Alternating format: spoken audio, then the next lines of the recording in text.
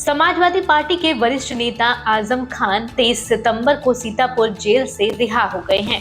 Azam Khan jail से बाहर आए तो शांत हैं, स्थिर हैं, चेहरे पर मुस्कुराहट है। इसका मतलब अब सब कुछ ठीक हो चुका है। अब शायद दोबारा जेल जाने की नौबत ना आए, लेकिन उसके लिए क्या कोई सियासी डील हुई होगी? सवाल उठना और उठाना दोनों जरूरी है। तो चलिए उन सवालों से पहले आपको अखिलेश यादव का एक बयान सुनाते हैं। थोड़ा पुराना है लेकिन गौर जरूर करिएगा। और जो रिश्ता विरासत में मिला है वही रिश्ता हमारा और अब्दुल्ला जी का रहेगा हमेशा। तो क्या आजम खान अब अब्दुल्ला को आगे कर राजनीति करेंगे और खुद पर्दे के पीछे से चीजों को नियंत्रित करेंगे? आजम ऐसे भी 70 साल से ज्यादा के हो चुके हैं। 9 बार विधायक, 1 बार राज्यसभा सांसद, 1 बार लोकसभा सांसद, सपा सरकार में हमेशा नंबर 2 की हैसियत रखने वाले सब कुछ सियासत से पा चुके हैं और इसी सियासत की वजह से शायद जेल भी उन्हें जाना पड़ा। इसलिए वो शायद जेल में भी किसी से बहुत ज्यादा मुलाकात नहीं कर पा रहे थे। तो उन्होंने कहा था कि मैंने अपने बेटे के खून के आंसू देखे हैं, मैं कुछ कर नहीं पाया उसके लिए। तो शायद अब अब्दुल्ला के लिए कुछ करने का समय आ चुका है। इसलिए अब्दुल्ला खुलकर बोल भी रहे हैं कि अखिलेश यादव ने हमारी मदद की थी। ना दिखाई देने वाला सहयोग हमेशा से अखिलेश यादव की ओर से मिला।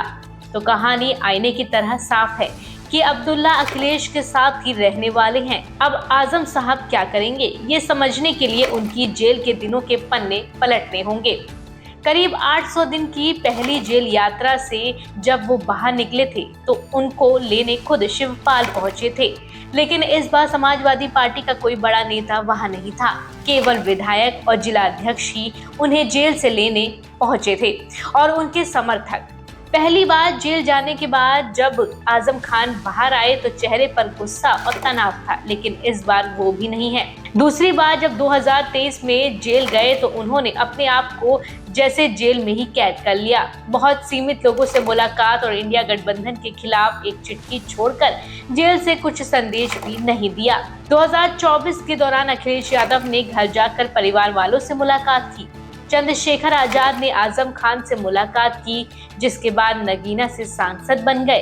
कांग्रेस के अध्यक्ष अजय राय ने मुलाकात की कोशिश की लेकिन हो नहीं पाई। पत्नी और परिवार के लोगों से लगातार मुलाकातें होती रहीं। इसके अलावा उनके बहुत खास नेता ही उनसे इक्का दुक्का बार मिले, यानी सियासी संदेशों से दूरी बनाकर रखी। तो क्या आजम खान सियासी रूप से बहुत सक्रिय होने के मूड में हैं? हालांकि उनके मायावती के साथ जाने जैसी तमाम अटकलें जरूर लगाई जा रही हैं और लोग कह भी रहे हैं कि आजम खान की रिहाई उत्तर प्रदेश की राजनीति में नया मोड़ ला सकती है। खासकर 2027 के विधानसभा चुनावों से पहले वह सपा के राष्ट्रीय महासचिव बने हुए हैं और अखिलेश यादव ने उनकी रिहाई पर ट्वीट कर कहा, न्याय हुआ लेकिन कई सवाल बाकी हैं। अखिलेश यादव ने रामपुर लोकसभा सीट पर मोहिबुल्ला नकवी को टिकट दिया, जो आजम के आलोचक हैं। नकवी ने 2024 के चुनाव में जीत हासिल की। आजम की पत्नी तंजीन फातिमा ने कहा कि पार्टी से कोई समर्थन नहीं मिला, जिससे मतभेद की अटकलें तेज हो गईं।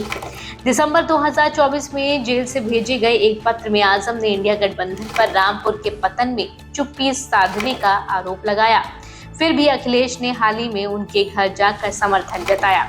चंद्रशेखर आजाद की जेल मुलाकात से 2027 के लिए गठबंधन की चर्चा है। कुछ रिपोर्ट्स में बीएसपी या अन्य दलों से जुड़ने की अटकलें हैं, लेकिन कोई पुष्टि नहीं। भाजपा सरकार पर आजम के मामलों को राजनीतिक बताने वाले आरोप लगाते रहे हैं। रामपुर, मुरादाबाद और पश्चिमी यूपी के मुस्लिम बहुल इलाके में आजम की वापसी सपा की ताकत बढ़ा सकती है, लेकिन आंतरिक कलह टेंशन भी पैदा कर सकती है। शिवपाल सिंह ने रिहाई पर स्वागत किया, जो सपा के पुराने धड़े को मजबूत कर सकता है। कुल मिलाकर आजम का भविष्य रामपुर की राजनीति को फिर से हिला सकता है, लेकिन उनकी उम्र और सेहत चुनौतियां पेश करेंगी। आजम खान का ये सफर नया संघर्ष और सियासत का कॉकटेल है। रिहाई के बाद उनकी चालें तय करेंगी कि यूपी का राजनीतिक परिदृश्य बदलेगा या नहीं। आपकी क्या राय है? अपनी राय कमेंट में जरूर रखें। यूपी पॉलिटिक्स को लेकर क्या सोचते हैं, जरूर बताएं।